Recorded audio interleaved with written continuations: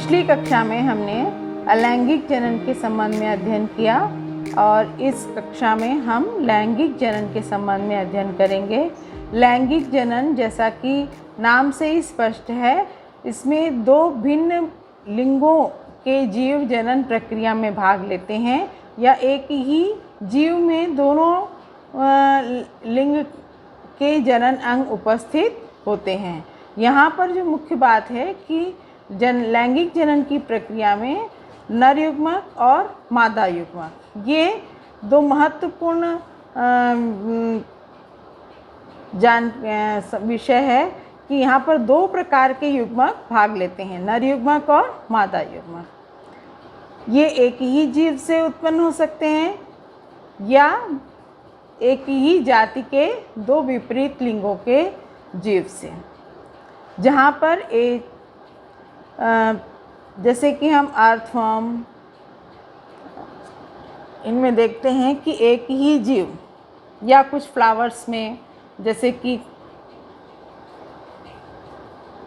इधर हिबिस्कस है, यहाँ पर एक ही जीव में दोनों प्रकार के लैंगिक जनन अंग उपस्थित हैं। और अन्य विकसित जीव जैसे कि कुछ मछलियाँ, सांप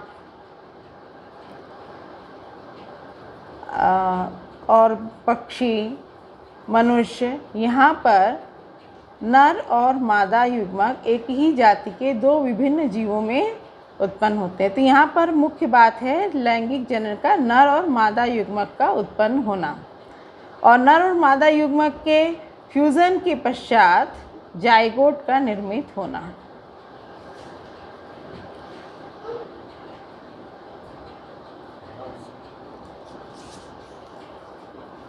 अब यहाँ पर हम देखेंगे कि ये इसके साथ ये यहाँ पर नर युग्मक और मादा युग्मक, भले ये एक ही जीव से उत्पन्न हुए हों जिसमें कि द्विलिंगी जीव हों, या एक लिंगी जीव जिनमें दो भिन्न जीवों से उत्पन्न हुए हों, जब उनके युग्मकों के फ्यूज़न के फलस्वरूप जाइगोट उत्पन्न होता है और जाइगोट के विकसित होने से नया जीव विकसित होगा। पर यह जीव हूबहू अपने जनक के समान नहीं होगा, उसमें जनक से भिन्नता होगी। क्योंकि यह जनक से भिन्न इसलिए होगा कि यहाँ पर हम देखेंगे कि ये नर युग्मक और मादा युग्मक या तो उसको भिन्न एक ही जीव के, एक ही जाति के दो भिन्न जीवों से मिलकर बने हैं, से उत्पन्न हुए हैं और उनसे जाइगोट बना और जाइगोट से नया जीव विकसित हुआ। तो इनके गुण भिन्न भिन्न थे। उन गुणों के संयुग्मन से जो जीव बना वह अपने जनक से भिन्न है। तो ऐसा हम देखें कि भले ही प्लांट्स हों, एनिमल्स हों, या कम विकसित जीव हैं या बहुत ही उच्च विकसित जीव जैसा कि मनुष्य, सभी रचना, कार्यविधि,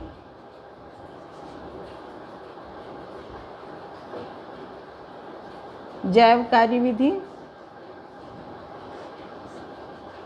फिजियोलॉजी हम कह सकते हैं जिसको,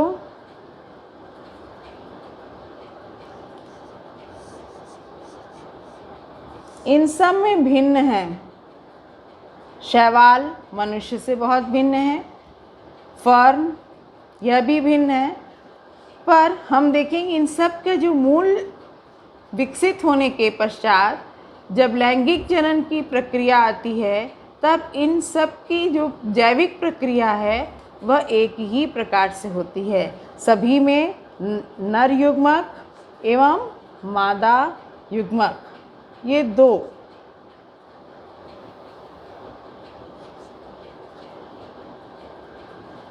इकाइयाँ जनन प्रक्रिया में भाग लेती हैं और उनके फलस्वरूप जाइगोट और जाइगोट के विकसित होने के पश्चात एम्ब्रियो और एम्ब्रियो से नया जीव। विकसित होता है। तो इसी जनन प्रक्रिया की फिजियोलॉजी को हमको इस पूरे अध्याय में पढ़ना है। जैसा कि हम पहले ही पढ़ चुके हैं कि प्रत्येक जीव का जीवन काल एक निश्चित जीवन काल है और उसकी पूर्ण वृद्धि के पश्चात उसमें लैंगिक परिपक्वता आती है और लैंगिक प्रजनन की प्रक्रिया होती है। तो जब कोई जीव जन्म लेने के पश्चात विकसित होता है तब उस अवस्था को हम उसकी वृद्धि अवस्था या वेजिटेटिव फेज कहते हैं। तो जीव के हम भी उसके पूरे जनन काल को देखें तो जीव का जन्म हुआ, जन्म के पश्चात वृद्धि, वृद्धि के बाद परिपक्वता,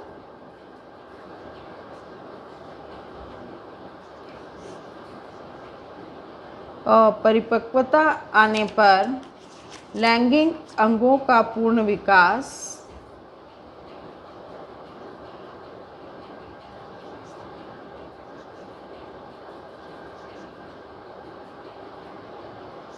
और फिर लैंगिक जनन,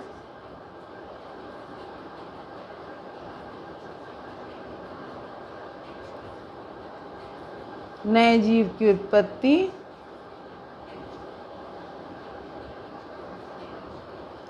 और पूर्ण वृद्धि के पश्चात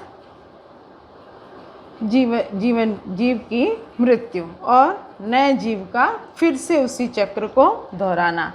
इस प्रकार यह चक्र निरंतर चलता रहता है। पर हम देखते हैं कि लैंगिक जनन की प्रक्रिया जो है वो अलग अलग जीवों में अलग अलग प्रकार, किसी में,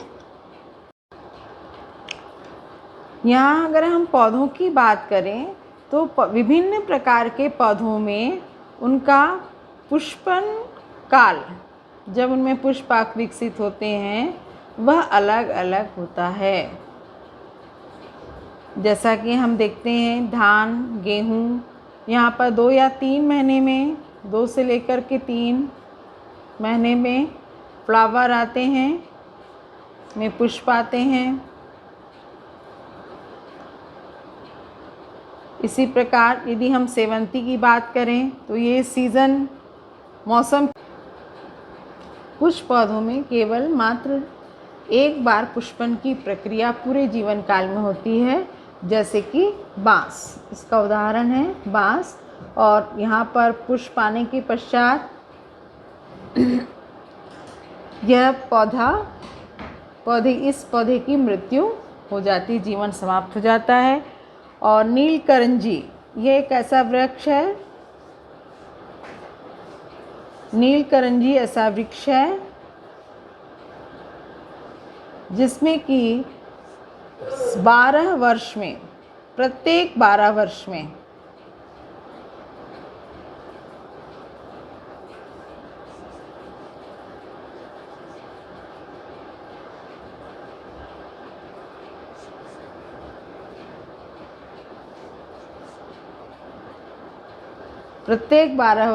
एक बार पुष्पन की प्रक्रिया होती है।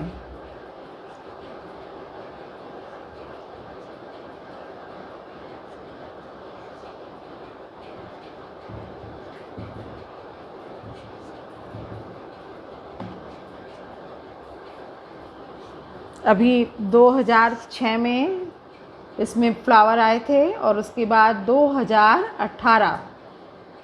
2018 में फ्लावर्स आए।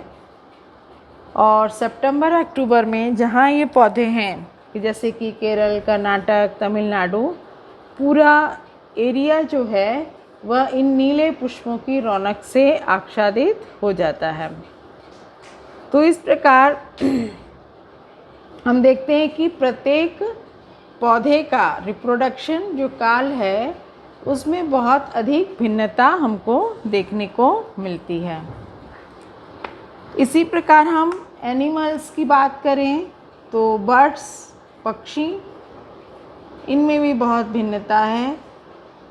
कुछ अधिकांशतः पक्षी कुछ समय विशेष में अपने अंडों को देते हैं पर हम उसकी तुलना उन पोल्ट्री फार्मिंग से नहीं कर सकते जहाँ पर हमें रेगुलर अंडे मिलते रहते हैं।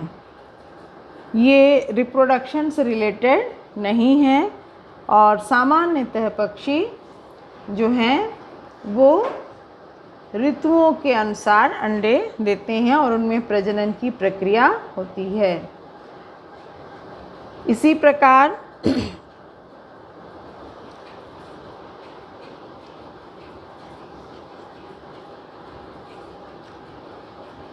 यहाँ पर हम देखेंगे कि कुछ मैमल्स एक होते हैं जिनमें कि प्लेसेंटा पाया जाता है, प्लेसेंटल होते हैं।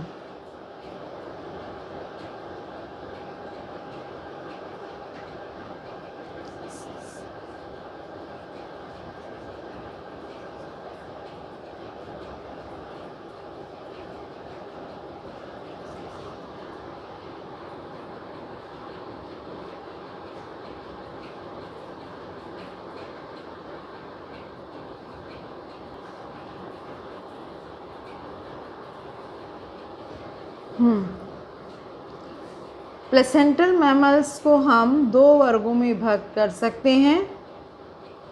एक है प्राइमेट्स और दूसरे हैं नॉन प्राइमेट्स।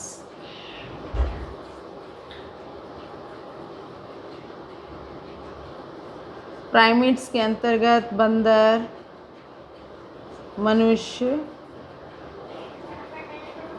और नॉन प्राइमेट्स में हम देखेंगे गाय, कुत्ता, बिल्ली आदि आदि। अब हम इसके बाद ये देखते हैं कि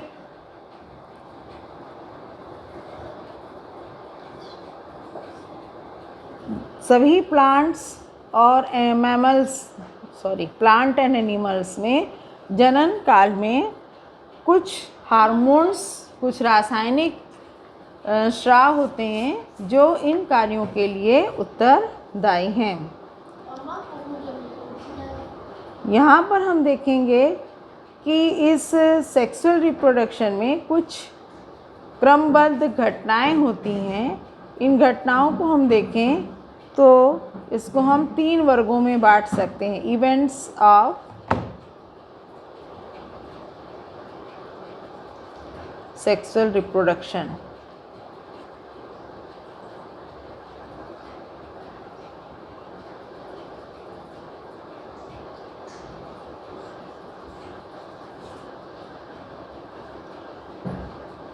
पहला है प्री फर्टिलाइजेशन स्टेज।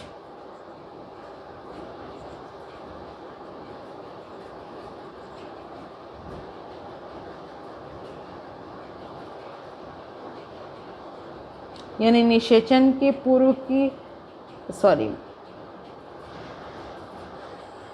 निषेचन के पूर्व की अवस्था, और दूसरा है फर्टिलाइजेशन, निषेचन,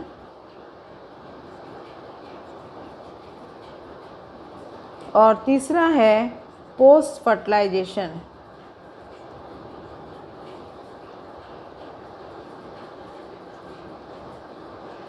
निषेचन के पश्चात की अवस्था। पूर्व निषेचन की अवस्था,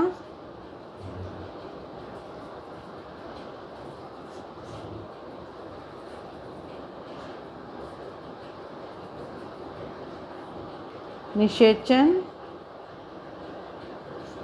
एवं पश्च निषेचन की अवस्था।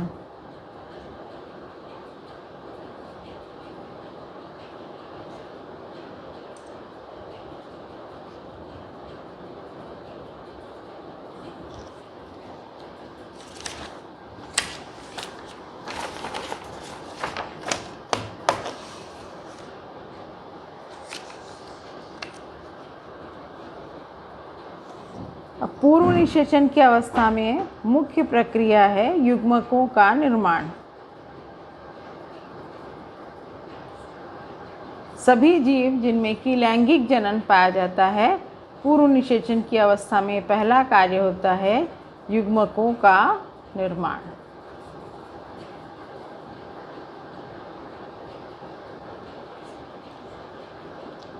अब हम देखते हैं कि सामान्यतः जो जनक है वह डिप्लॉइड या द्विगुणित होता है। डिप्लॉइड मतलब उसके शरीर में, उसकी कोशिका में क्रोमोसोम्स के 2 सेट उपस्थित होते हैं।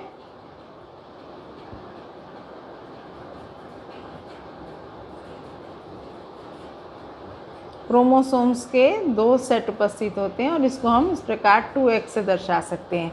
जब इस द्विगुणित तो पूर्व निषेचन की अवस्था में युग्मकों का निर्माण, यह एक प्रथम प्रक्रिया है जहाँ पर द्विगुणित जनक अर्धसूत्री विभाजन के द्वारा 2 प्रकार के युग्मकों का निर्माण करते हैं, नर युग्मक एवं मादा युग्मक। और इन सब में दोनों में क्रोमोसोम्स की संख्या जो है जनक कोशिका से आधी हो जाती है और ये अगुणित होते हैं, हैप्लॉइड। इसको हम डिप्लॉइड बोलेंगे और ये हैं हैप्लॉइड।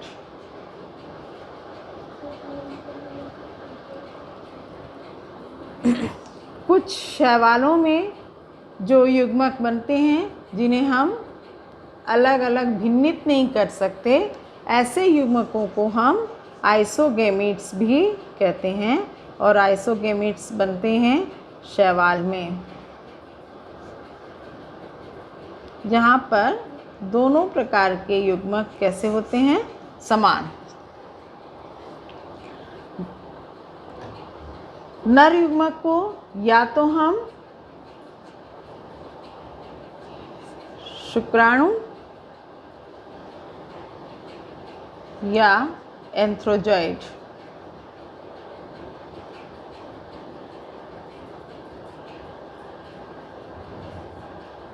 के नाम से जानेंगे।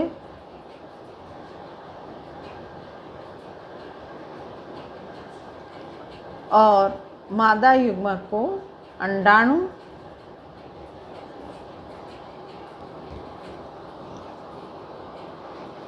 कहते हैं।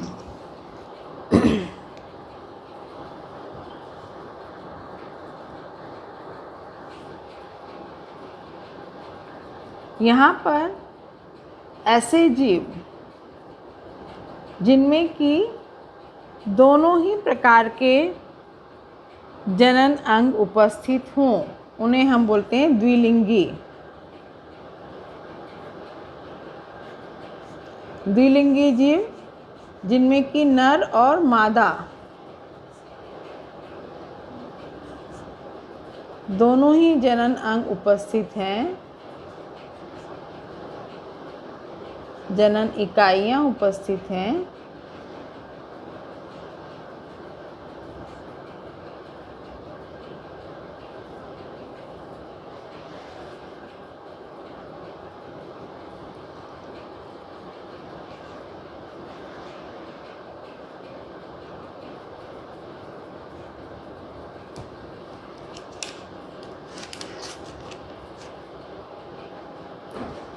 एकलिंगी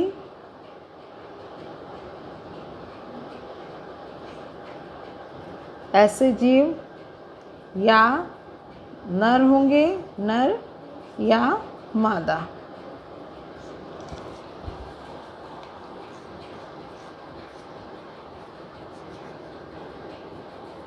तो द्विलिंगी जीव में हम देखेंगे बहुत सारे प्लांट्स हैं, ऐसे प्लांट जिनमें नर और मादा दोनों ही जनन इकाइयाँ उपस्थित हैं। और एकलिंगी जीवों में अधिकतर जो विकसित जीव हैं जंतुओं में, इसमें नर और मादा पृथक पृथक मिलेंगे हमको।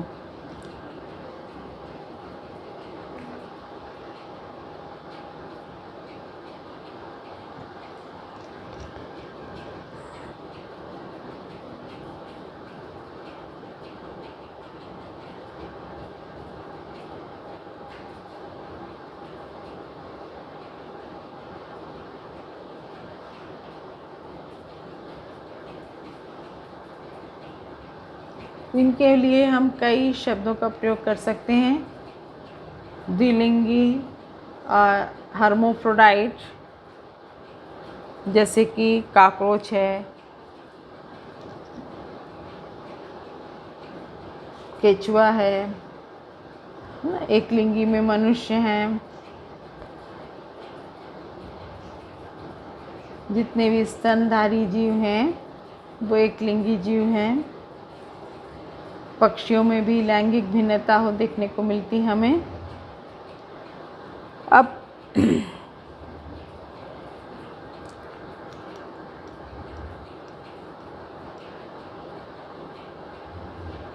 यह भी हम देख चुके कि कैसे जो जनक है वो द्विगुणित है, उनसे बनने वाले युग्मक कैसे हैं, अगुणित हैं। और ये किसकी प्रक्रिया के कारण हो रहा है? अर्धसूत्री विभाजन की प्रक्रिया के द्वारा। अब दूसरा है युग्मकों के निर्माण के बाद युग्मकों का स्थानांतरण।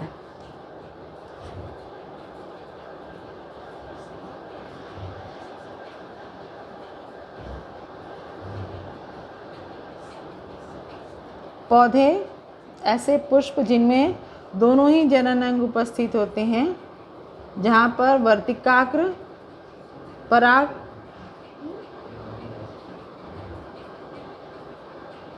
पुंकेसर के बहुत समीप है, वहाँ पर आसानी से परागकण वर्तिकाग्र तक स्थानांतरित हो जाते हैं। और कुछ जीवों में इसके लिए किसी माध्यम की आवश्यकता होती है, जैसे कि कीट, हवा, पानी। इस प्रकार से वो नर युग्मक जो हैं मादा अंगों तक, वर्तिकाग्र तक पहुँचते हैं।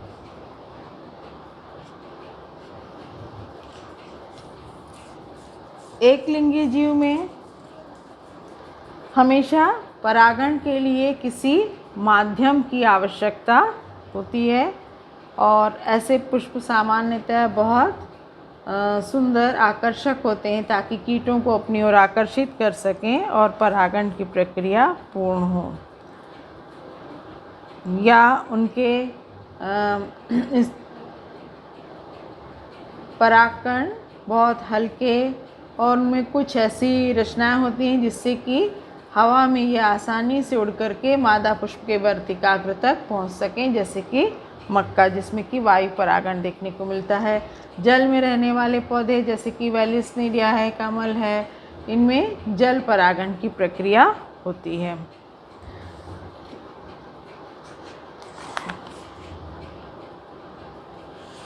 तो इस प्रकार से युग्मकों का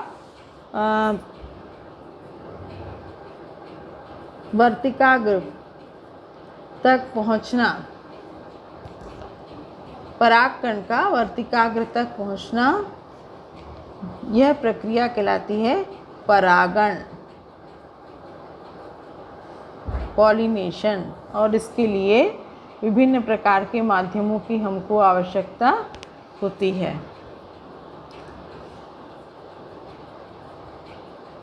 तो युग्मक सफलतापूर्वक स्थानांतरित हो जाएं, इस घटना पर लैंगिक जनन की सफलता निर्भर करती है कि किस प्रकार से ये स्थानांतरित होकर के निषेचन की प्रक्रिया को पूर्ण करते हैं। अब इसके पश्चात है निषेचन।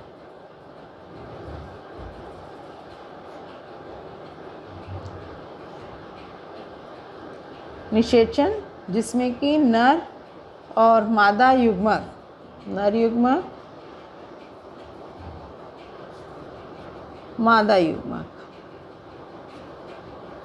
मेल गेमीट, फीमेल गेमीट के केंद्रक आपस में मिल करके फर्टिलाइजेशन की प्रक्रिया पूर्ण होती है, और इस प्रक्रिया को हम बोलते हैं निषेचन। यहाँ पर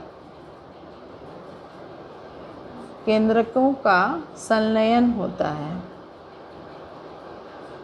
और इस प्रकार से यह हैप्लॉइड गैमीट जो है डिप्लॉइड सेल में ट्रांसफ़र हो जाता है और बदल जाता है और उसको हम बोलते हैं जाइगोट। टाइम खत्म हो गया तो थोड़ा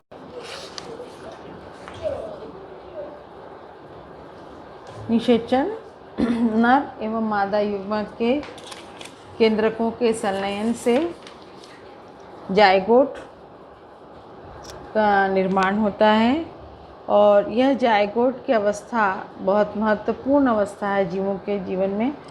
किसी भी छोटे जीव से लेकर के विकसित जीव मनुष्य तक में जीवन का आरंभ इसी एक कोशिका, एक सिंगल सेल, एक कोशिका जाइगोट, इसी से आरंभ होता है।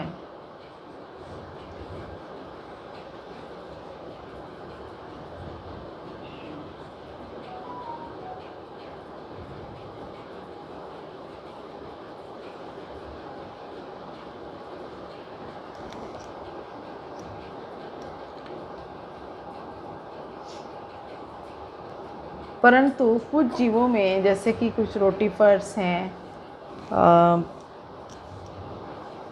बर्ड्स है जिसमें कि टर्की है, छिपकली हैं, लिज़ार्ड, इनमें मादा युग्मक स्वयं विकसित होकर के एक नए जीव के रूप में विकसित हो सकता है। इस प्रकार के जनन की प्रक्रिया को हम बोलते हैं अनिषेक जनन, जहाँ पर निषेचन की प्रक्रिया नहीं होती और मादा युग्मक स्वयं एक जीव में विकसित हो जाता है। इसे कहते हैं अनिषेक जनन या पार्थिनोजेनेसिस।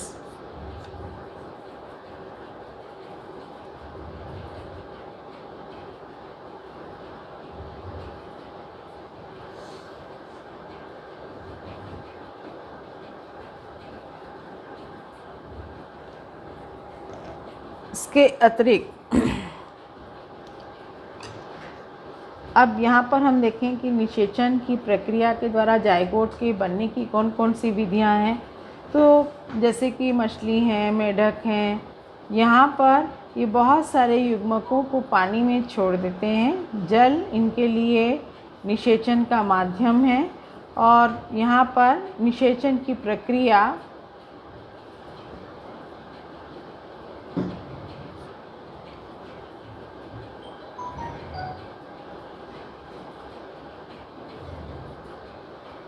जैसे मछली, मेढक,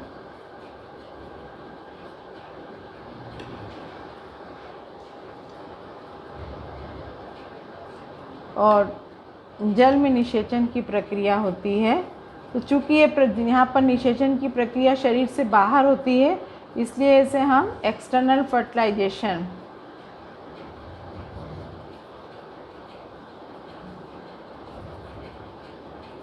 बाह्य निषेचन कहते हैं। यदि यही नर और मादा युग्मकों के मिलने की प्रक्रिया जीव के शरीर के अंदर हो तो उस प्रक्रिया को हम यहाँ पर बोलते हैं इंटरनल फर्टिलाइजेशन।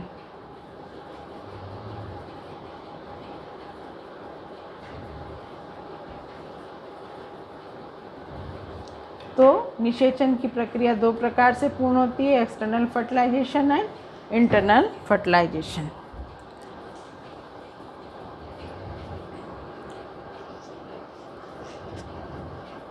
इंटरनल फर्टिलाइजेशन में जो नर युग्मक है उसे मादा युग्मक तक पहुंचने के लिए या तो गतिशील होना पड़ेगा या दूसरा कि कोई एक ऐसी रचना हो जो नर युग्मक को मादा युग्मक तक पहुंचाए। तो यहाँ पर पौधों में हम देखते हैं पोलन ट्यूब, परागनली, परागनली के माध्यम से नर युग्मक जो है मादा युग्मक तक पहुंचता है।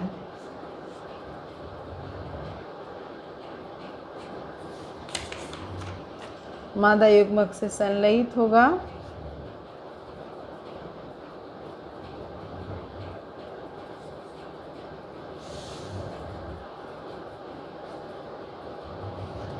नर युग्मक मादा युग्मक से संलयित होगा किसके द्वारा? पराग नली के द्वारा। एवं जंतुओं में जो है नर युग्मक कैसा रहेगा? मोटाइल, गतिमान।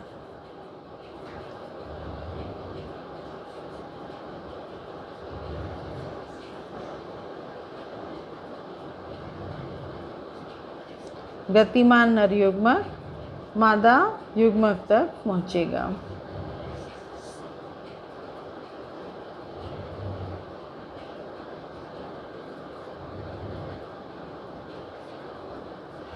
और यहाँ पर संलयन की प्रक्रिया के पश्चात किसका निर्माण होगा? जायगोट का। और यह प्रक्रिया इस प्रकार से 2 विधियों के द्वारा पूर्ण होती है।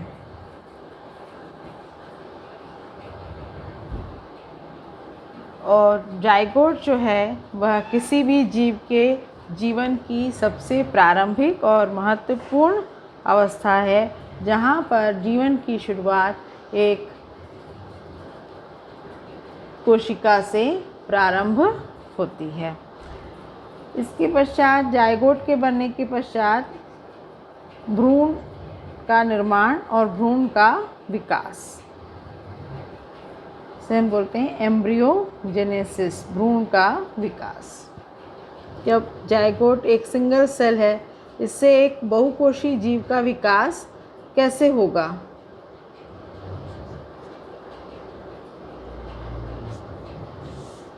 जायगोट से भ्रूण का विकास।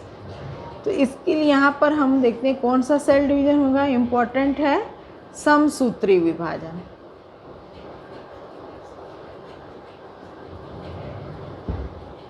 जहाँ पर बनने वाली पुत्री कोशिकाओं में क्रोमोसोम्स की संख्या जनक कोशिका के समान होती है।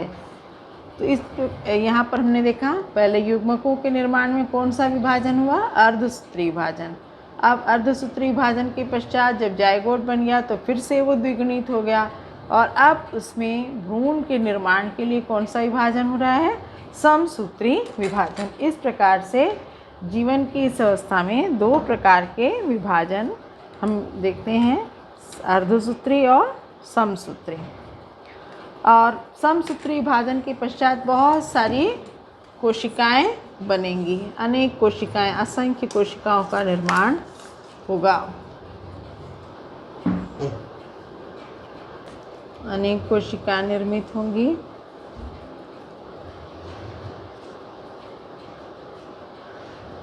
और फिर इनमें कोशिकाओं में पृथक्करण होगा।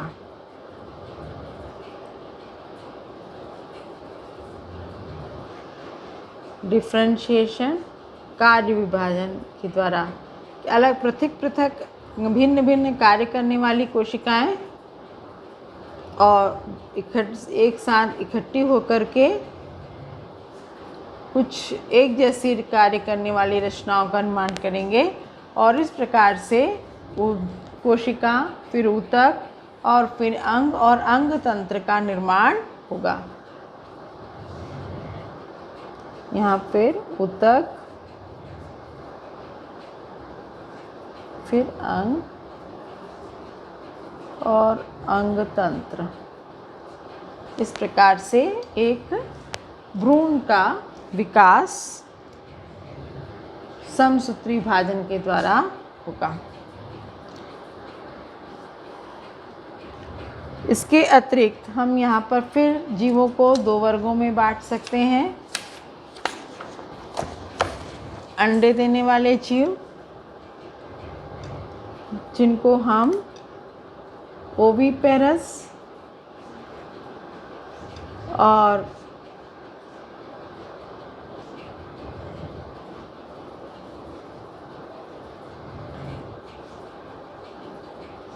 दूसरा है विविपेरस।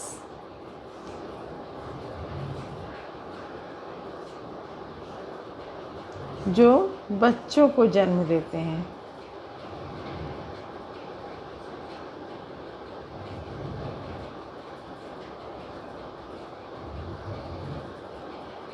Young ones.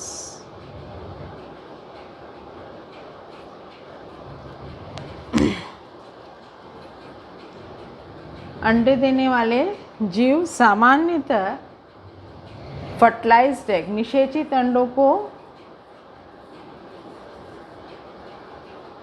निषेचित अंडे देते हैं और यह अंडे कैल्केरियस शेल्स के द्वारा कड़े खोल के अंदर भ्रूण को सुरक्षित रखते हैं और यहाँ पर एक निश्चित तापमान में पंछी या एम्फीबियंस, ये रेप्टाइल्स अंडों को सेते हैं और उसके फलस्वरूप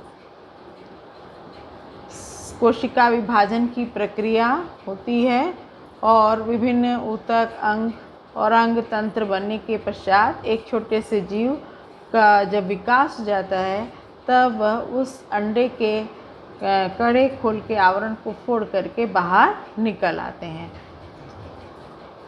विविपेरस जो ऐसे जीव जो बच्चों को जन्म देते हैं में निषेचन की प्रक्रिया शरीर के अंदर पूर्ण होती है और शरीर के अंदर ही एम्ब्रियो भ्रूण का विकास होता है।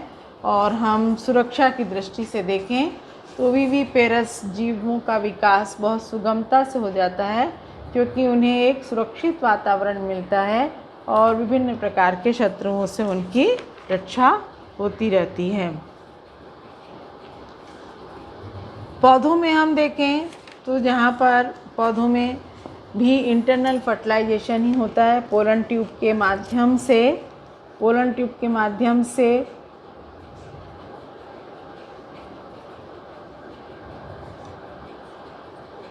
में भी आंतरिक निषेचन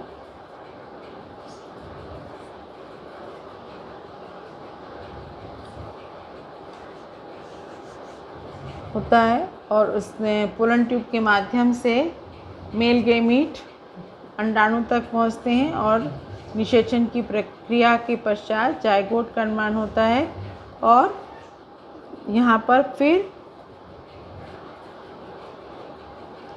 कोशिका विभाजन के बाद समसूत्री कोशिका विभाजन के पश्चात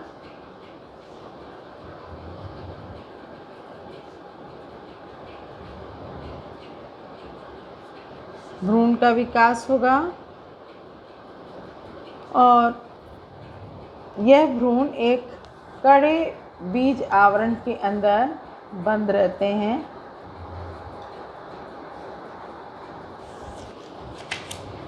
यह भ्रूण जो है सुरक्षित रहता है बीज।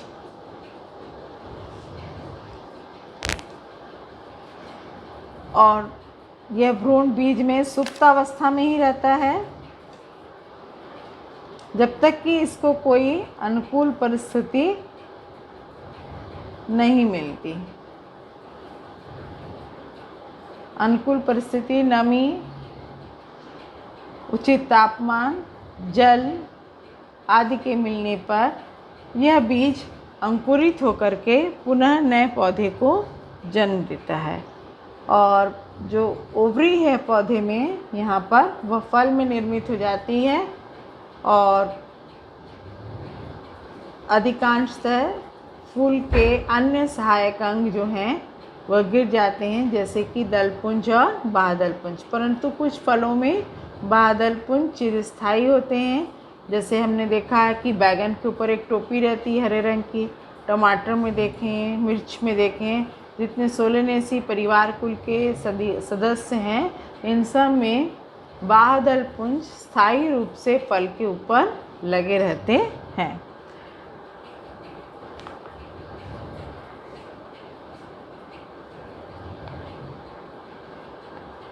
इस प्रकार से जीवों में लैंगिक जनन की प्रक्रिया समाप्त होती है। इसका विस्तृत अध्ययन अब हम अगले अध्याय में करेंगे।